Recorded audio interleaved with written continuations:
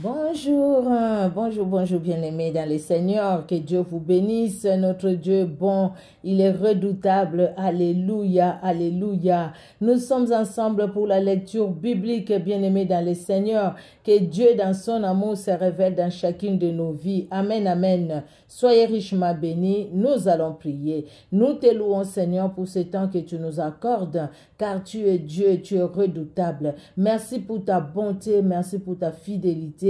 Merci Seigneur pour ta main étendue dans nos vies. Merci pour l'œuvre de Golgotha et merci pour le Saint-Esprit qui est à l'œuvre. Que l'honneur monte à toi et à toi seul, Jésus-Christ de Nazareth, toi qui nous accordes ces moments pour ta seule gloire.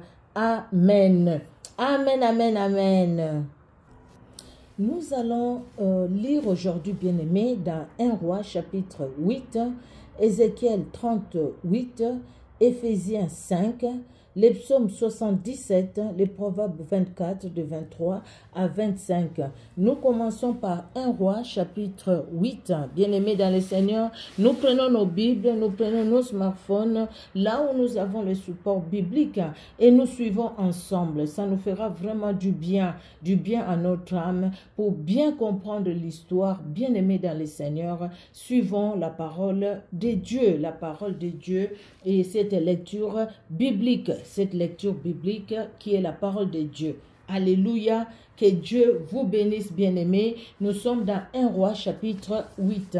Je mets ce qui est déjà, ce qui est déjà lu et c'est ce que nous allons suivre et moi je vais lire à la fin. Allez, nous allons 1 Roi 8.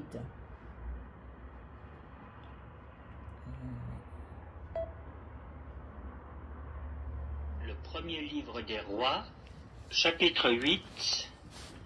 Alors le roi Salomon assembla près de lui à Jérusalem les anciens d'Israël et tous les chefs des tribus, les chefs des familles des enfants d'Israël, pour transporter de la cité de David, qui est Sion, l'arche de l'alliance de l'Éternel. Tous les hommes d'Israël se réunirent auprès du roi Salomon au mois d'Étanim, qui est le 7e mois, pendant la fête. Lorsque tous les anciens d'Israël furent arrivés, les sacrificateurs portèrent l'arche. Ils transportèrent l'arche de l'Éternel, la tente d'assignation et tous les ustensiles sacrés qui étaient dans la tente. Ce furent les sacrificateurs et les Lévites qui les transportèrent. Le roi Salomon et toute l'assemblée d'Israël, convoqués auprès de lui, se tinrent devant l'arche. Ils sacrifièrent des brebis et des bœufs qui ne purent être ni comptés ni nombrés à cause de leur multitude. Les sacrificateurs portèrent l'arche de l'alliance de l'Éternel à sa place, dans le sanctuaire de la maison, dans le lieu très saint, sous les ailes des chérubins. Car les chérubins avaient les ailes étendues sur la place de l'arche, et ils couvraient l'arche et ses barres par-dessus. On avait donné aux barres une longueur telle que leurs extrémités se voyaient du lieu saint devant le sanctuaire, mais ils ne se voyaient point du dehors. Elles ont été là jusqu'à ce jour. Il n'y avait dans l'arche que les 2 tables de pierre que Moïse y déposa en Horeb, lorsque l'Éternel fit alliance avec les enfants d'Israël à leur sortie du pays d'Égypte. Au moment où les sacrificateurs sortirent du lieu saint, la nuée remplit la maison de l'Éternel. Les sacrificateurs ne purent pas y rester pour faire le service à cause de la nuée, car la gloire de l'Éternel remplissait la maison de l'Éternel. Alors Salomon dit: L'Éternel veut habiter dans l'obscurité. J'ai bâti une maison qui sera ta demeure, un lieu où tu résideras éternellement. Le roi tourna son visage et bénit toute l'assemblée d'Israël, et toute l'assemblée d'Israël était debout. Et il dit: Béni soit l'Éternel, le Dieu d'Israël, qui a parlé de sa bouche à David, mon père, et qui accomplit par sa puissance ce qu'il avait déclaré en disant: Depuis le jour où j'ai fait sortir d'Égypte mon peuple d'Israël, je n'ai point choisi de ville parmi toutes les tribus d'Israël pour qu'il y fût bâti une maison où résida mon nom. Mais j'ai choisi David pour qu'il régnât sur mon peuple d'Israël. David, mon père, avait l'intention de bâtir une maison au nom de l'Éternel, le Dieu d'Israël. Et l'Éternel dit à David, mon père, puisque tu as eu l'intention de bâtir une maison à mon nom, tu as bien fait d'avoir eu cette intention. Seulement, ce ne sera pas toi qui bâtiras la maison, mais ce sera ton fils, sorti de tes entrailles, qui bâtira la maison à mon nom. L'Éternel a accompli la parole qu'il avait prononcée.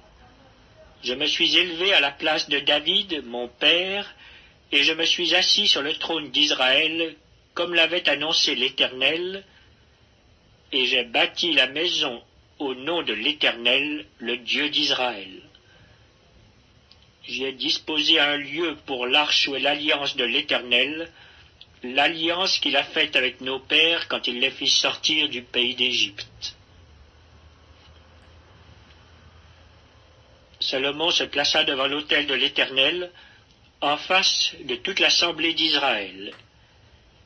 Il étendit ses mains vers le ciel, et il dit, « Ô Éternel, Dieu d'Israël, il n'y a point de Dieu semblable à toi, ni en haut dans les cieux, ni en bas sur la terre. Tu gardes l'alliance et la miséricorde envers tes serviteurs qui marchent en ta présence de tout leur cœur. Ainsi tu as tenu parole à ton serviteur David, mon père, et ce que tu as déclaré de ta bouche, tu l'accomplis en ce jour par ta puissance.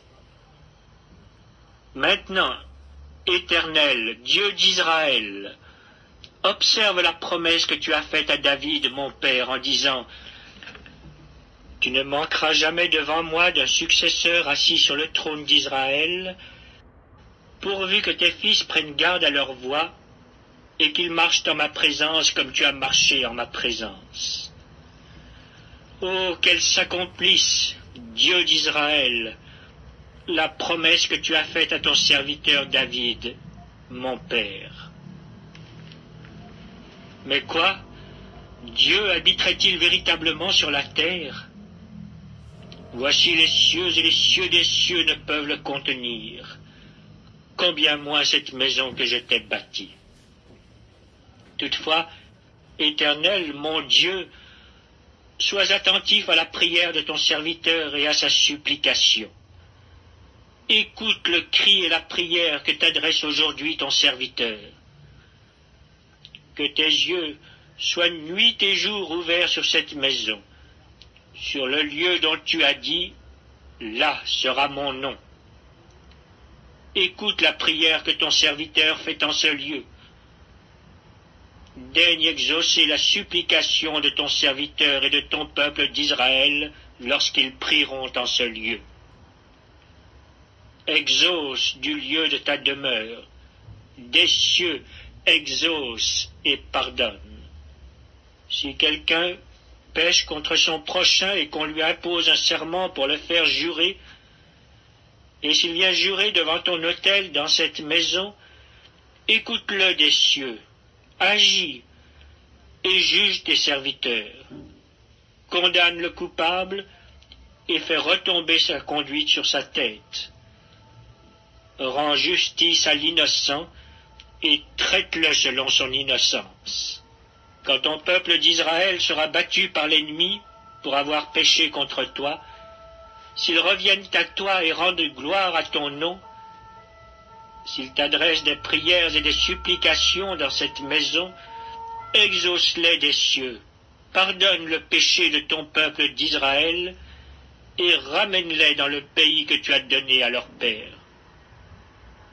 Quand le ciel sera fermé et qu'il n'y aura point de pluie à cause de leur péché contre toi, s'ils prient dans ce lieu et rendent gloire à ton nom, et s'ils se détournent de leur péché, parce que tu les auras châtiés, exauce-les des cieux, Pardonne le péché de tes serviteurs et de ton peuple d'Israël, à qui tu enseigneras la bonne voie dans laquelle ils doivent marcher, et fais venir la pluie sur la terre que tu as donnée en héritage à ton peuple. Quand la famine, la peste, la rouille, la nielle, les sauterelles d'une espèce ou d'une autre seront dans le pays, quand l'ennemi assiégera ton peuple dans son pays, dans ses portes, quand il y aura des fléaux ou des maladies quelconques, si un homme, si tout ton peuple d'Israël fait entendre des prières et des supplications, et que chacun reconnaisse la plaie de son cœur, et étende les mains vers cette maison, exauce-le des cieux, du lieu de ta demeure, et pardonne. Agis, et rends à chacun selon ses voies, toi qui connais le cœur de chacun, car seul tu connais le cœur de tous les enfants des hommes, et ils te craindront tout le temps qu'ils vivront dans le pays que tu as donné à nos pères. Quand l'étranger, qui n'est pas de ton peuple d'Israël, viendra d'un pays lointain à cause de ton nom, car on saura que ton nom est grand, ta main forte et ton bras étendu, quand il viendra prier dans cette maison, exauce-le des cieux, du lieu de ta demeure, et accorde à cet étranger tout ce qu'il te demandera, afin que tous les peuples de la terre connaissent ton nom pour te craindre, comme ton peuple d'Israël, et sache que ton nom est invoqué sur cette maison que j'ai bâtie. Quand ton peuple sortira pour combattre son ennemi en suivant la voie que tu lui auras prescrite, s'ils adressent à l'Éternel des prières, les regards tournés vers la ville que tu as choisie et vers la maison que j'ai bâtie à ton nom, exauce des cieux leurs prières et leurs supplications, et fais leur droit. Quand ils pécheront contre toi, car il n'y a point d'homme qui ne pêche, quand tu seras irrité contre eux et que tu les livreras à l'ennemi, qui les emmènera captifs dans un pays ennemi, lointain ou rapproché, s'ils rentrent en eux-mêmes dans le pays où ils seront captifs, s'ils reviennent à toi et t'adressent des supplications dans le pays de ceux qui les ont emmenés et qu'ils disent « Nous avons péché, nous avons commis des iniquités, nous avons fait le mal », s'ils reviennent à toi de tout leur cœur et de toute leur âme dans le pays de leurs ennemis qui les ont emmenés captifs, s'ils t'adressent des prières, les regards tournés vers leur pays que tu as donné à leur père, vers la ville que tu as choisie et vers la maison que j'ai bâtie à ton nom, exauce des cieux, du lieu de ta demeure, leurs prières et leurs supplications, et fais leur droit.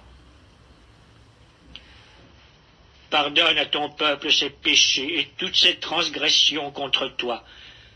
Excite la compassion de ceux qui les retiennent captifs, afin qu'ils aient pitié d'eux, car ils sont ton peuple et ton héritage, et tu les as fait sortir du pays d'Égypte, du milieu d'une fournaise de fer. Que tes yeux soient ouverts sur la supplication de ton serviteur et sur la supplication de ton peuple d'Israël pour les exaucer en tout ce qu'ils te demanderont. Car tu les as séparés de tous les autres peuples de la terre pour en faire ton héritage, comme tu l'as déclaré par Moïse, ton serviteur, quand tu fis sortir d'Égypte nos pères, Seigneur éternel. Lorsque Salomon eut achevé d'adresser à l'Éternel toute cette prière et cette supplication, il se leva de devant l'autel de l'Éternel où il était agenouillé, les mains étendues vers le ciel.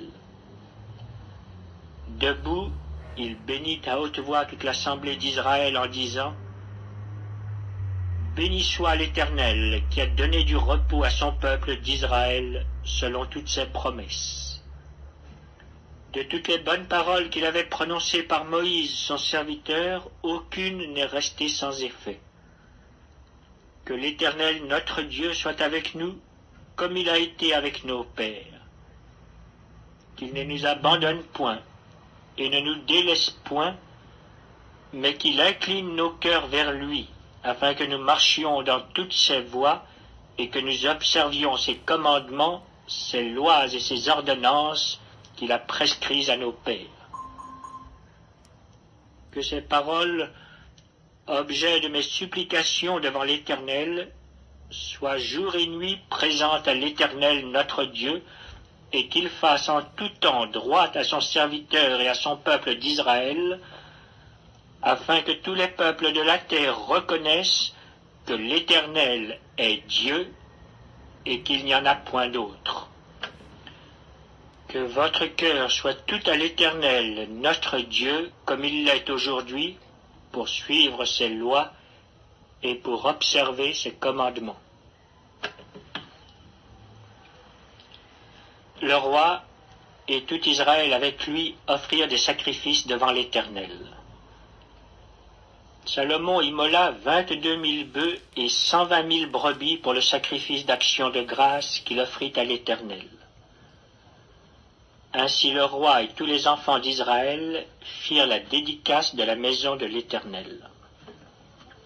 En ce jour, le roi consacra le milieu du parvis qui est devant la maison de l'Éternel, car il offrit là les holocaustes, les offrandes et les graisses des sacrifices d'action de grâce, parce que l'autel d'airain qui est devant l'Éternel était trop petit pour contenir les holocaustes, les offrandes et les graisses des sacrifices d'action de grâce.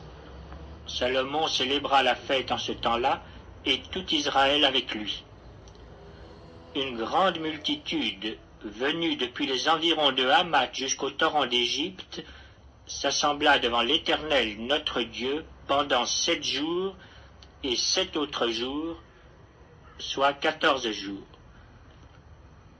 Le 8e jour, il renvoya le peuple. Et ils bénirent le roi, et s'en allèrent dans leurs tentes, joyeux et le cœur content pour tout le bien que l'Éternel avait fait à David, son serviteur, et à Israël, son peuple. Alléluia. Merci Seigneur Jésus-Christ. Nous passons au deuxième lecture, au deuxième passage. C'est Ézéchiel au chapitre 38. Ézéchiel 38. Voilà, Ézéchiel 38. Voilà. Ézéchiel 38. La parole de l'Éternel me fut adressée, en ces mots. Fils de l'homme, tourne ta face vers Gog, au pays de Magog, vers le prince de Roche, de Méchec et de Tubal, et prophétise contre lui. Tu diras, ainsi parle le Seigneur, l'Éternel, voici, j'en veux à toi, Gog, prince de Roche, de Méchec et de Tubal. Je t'entraînerai, et je mettrai une boucle à tes mâchoires, je te ferai sortir, toi et toute ton armée, chevaux et cavaliers, tout vêtus magnifiquement, troupes nombreuses portant le grand et le petit bouclier, tout maniant l'épée, et avec eux ceux de Perse, d'Éthiopie et de Put, tout portant le bouclier et le casque. Gommet et toutes ses troupes, la maison de Togarma, à l'extrémité du septentrion, et toutes ses troupes, peuples nombreux qui sont avec toi, prépare-toi, tiens-toi prêt, toi, et toute ta multitude assemblée autour de toi, sois leur chef, après bien des jours, tu seras à leur tête, dans la suite des années, tu marcheras contre le pays dont les habitants, échappés à l'épée, auront été rassemblés d'entre plusieurs peuples sur les montagnes d'Israël longtemps désertes, retirés du milieu des peuples, ils seront tous en sécurité dans leur demeure. Tu monteras, tu t'avanceras comme une tempête, tu seras comme une nuée qui va couvrir le pays, toi et toutes tes troupes, et les nombreux peuples avec toi. Ainsi parle le Seigneur, l'Éternel, en ce jour-là, des pensées s'élèveront dans ton cœur, et tu formeras de mauvais desseins. Tu diras, je monterai contre un pays ouvert, je fondrai sur des hommes tranquilles, en sécurité dans leur demeure, tous dans des habitations sans murailles, et n'ayant ni verre ni porte. J'irai faire du butin et me livrer au pillage, porter la main sur des ruines maintenant habitées, sur un peuple recueilli du milieu des nations, ayant des troupeaux et des propriétés,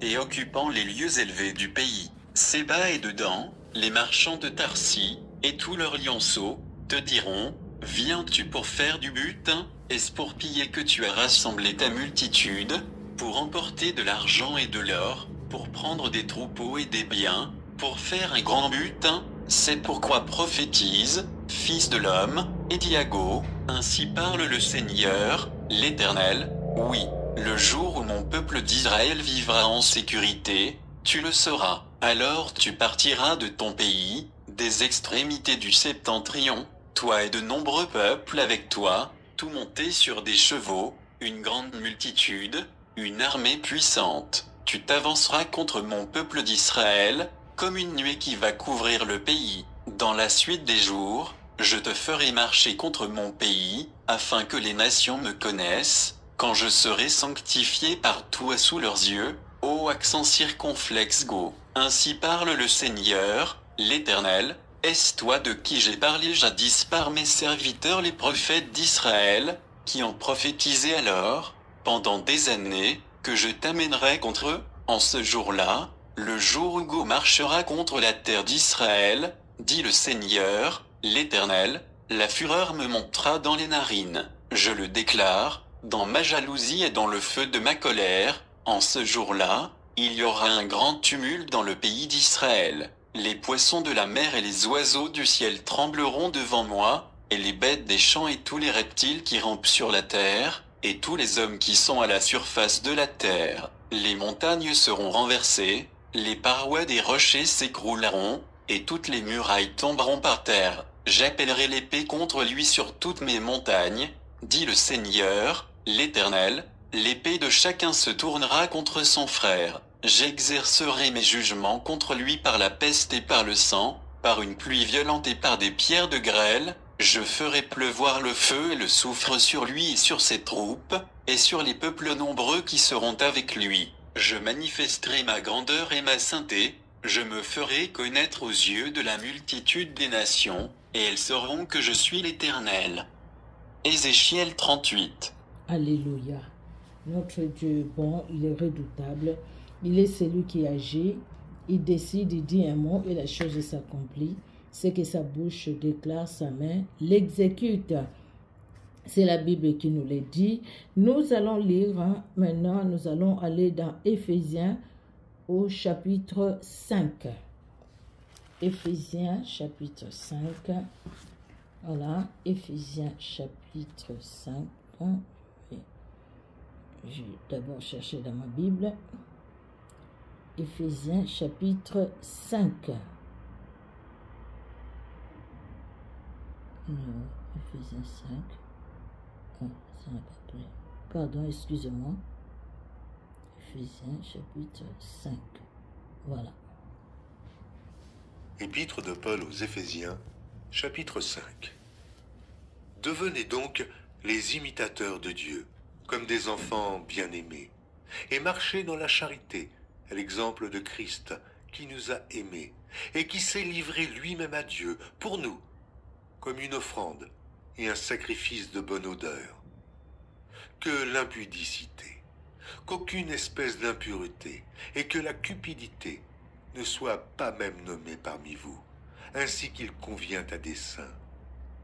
Qu'on n'entende ni paroles déshonnêtes, ni propos insensés, ni plaisanteries, choses qui sont contraires à la bienséance, qu'on entende plutôt des actions de grâce, car, sachez-le bien, aucun impudique ou impur, ou cupide, c'est-à-dire idolâtre, n'a d'héritage dans le royaume de Christ et de Dieu.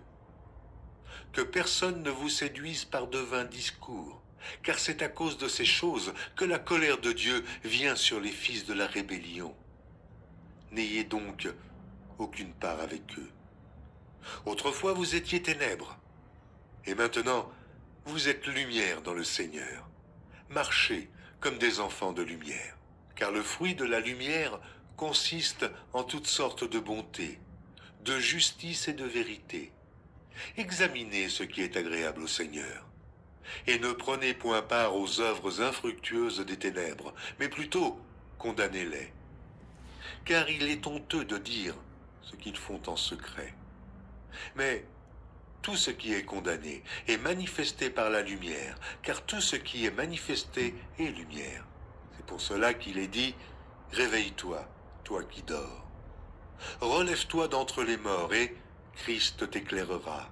Prenez donc garde de vous conduire avec circonspection, non comme des insensés, mais comme des sages. Rachetez le temps, car les jours sont mauvais. C'est pourquoi ne soyez pas inconsidérés, mais comprenez quelle est la volonté du Seigneur. Ne vous enivrez pas de vin, c'est de la débauche. Soyez au contraire remplis de l'esprit. Entretenez-vous par des psaumes, par des hymnes et par des cantiques spirituels, chantant et célébrant de tout votre cœur les louanges du Seigneur. Rendez continuellement grâce pour toutes choses à Dieu le Père, au nom de notre Seigneur Jésus-Christ, vous soumettant les uns aux autres dans la crainte de Christ.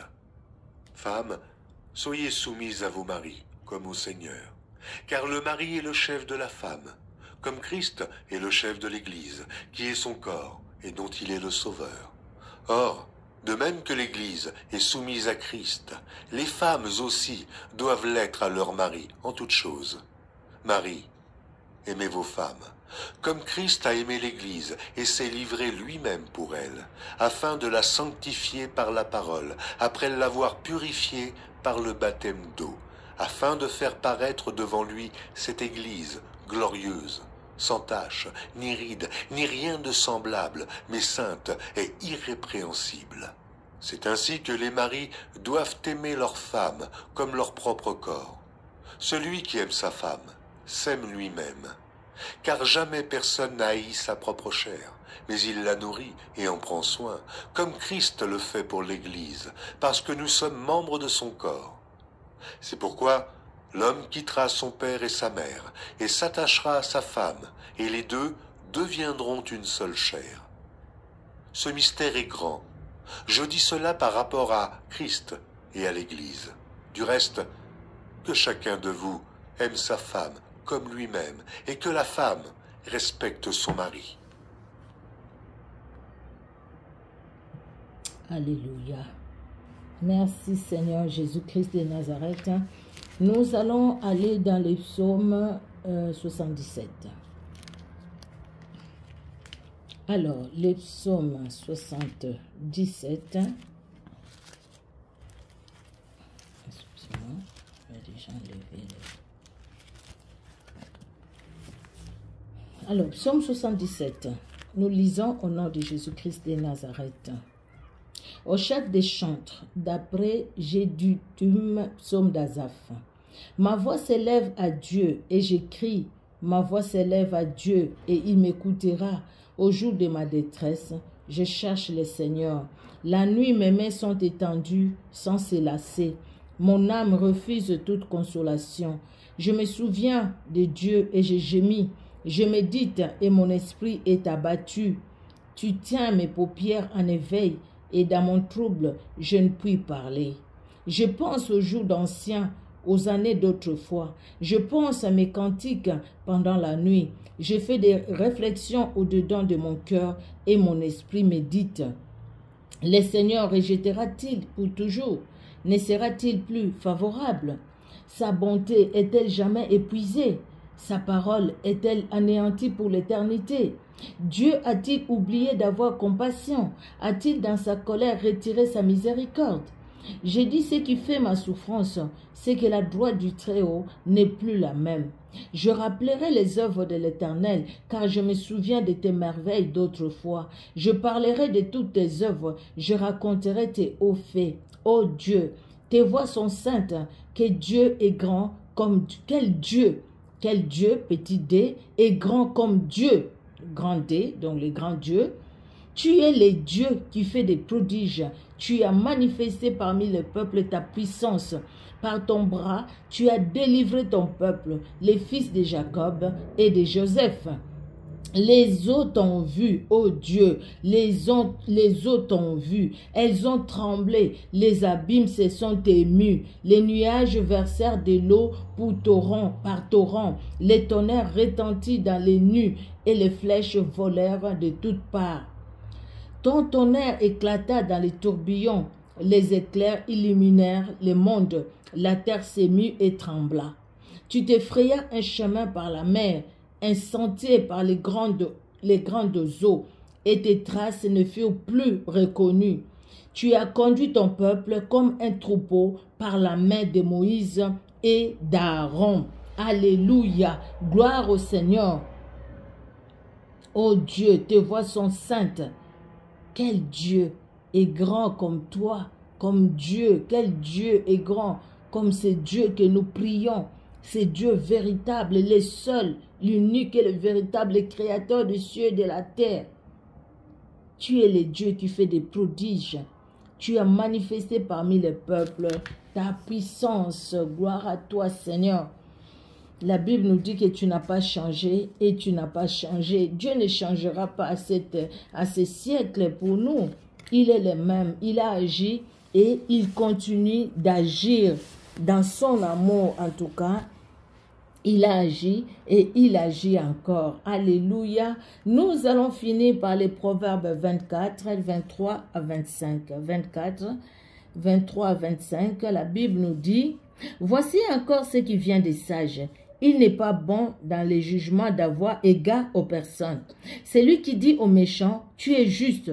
Le peuple les maudisse, les nations les maudissent. Mais ceux qui les châtient s'en trouvent bien, et le bonheur vient sur eux comme une bénédiction. » Alléluia, comme une bénédiction. Voici encore ce qui vient des sages. Il n'est pas bon dans le jugement d'avoir égard aux personnes. Celui qui dit aux méchants, tu es juste, les peuples les maudissent, les nations les maudissent.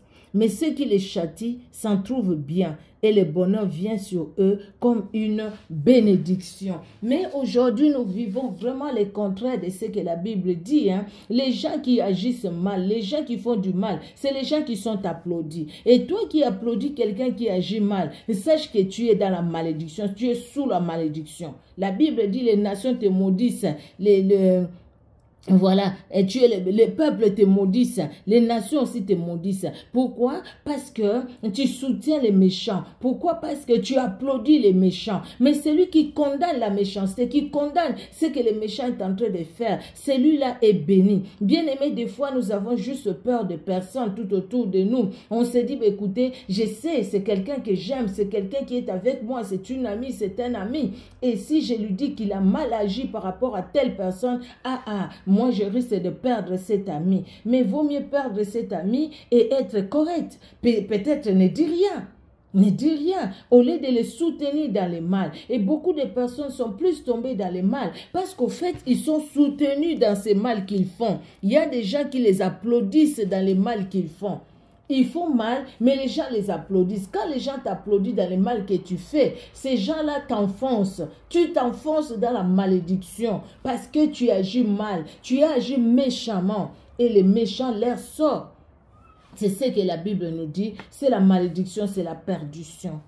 Que Dieu, dans son amour, bénisse tout un chacun. Bien-aimés dans le Seigneur, ne soyons pas du côté des méchants, mais au contraire, nous sommes justes. Restons du côté des justes. Jésus-Christ est le juste des justes. Nous, il nous a justifiés par son sang. Demeurons dans la justice de Dieu, dans la paix, dans l'amour. Alléluia. Alléluia, alléluia. Que Dieu soit glorifié dans son amour qui est au-dessus de tout. Alléluia. Que Dieu vous bénisse. Que Dieu vous bénisse à vous qui nous suivez sur Facebook. Que Dieu vous bénisse à vous qui nous suivez sur YouTube.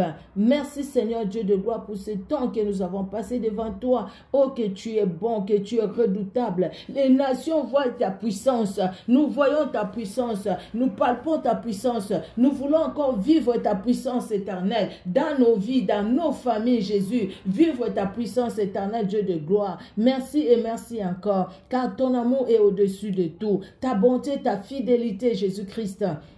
Laisse que l'honneur, la gloire monte à toi, le véritable Dieu. Alléluia, alléluia, alléluia. Jésus-Christ, tu es le véritable Dieu. Sois loué, sois loué, sois loué encore dans nos vies, dans nos cœurs, dans nos pensées. Que tout notre être t'honore, Jésus-Christ de Nazareth. Merci, merci éternel Dieu puissant et souverain et victorieux. Amen. Amen, amen. Que Dieu dans son amour vous bénisse. On se donne rendez-vous pour la prochaine lecture biblique. Soyez bénis. Au revoir.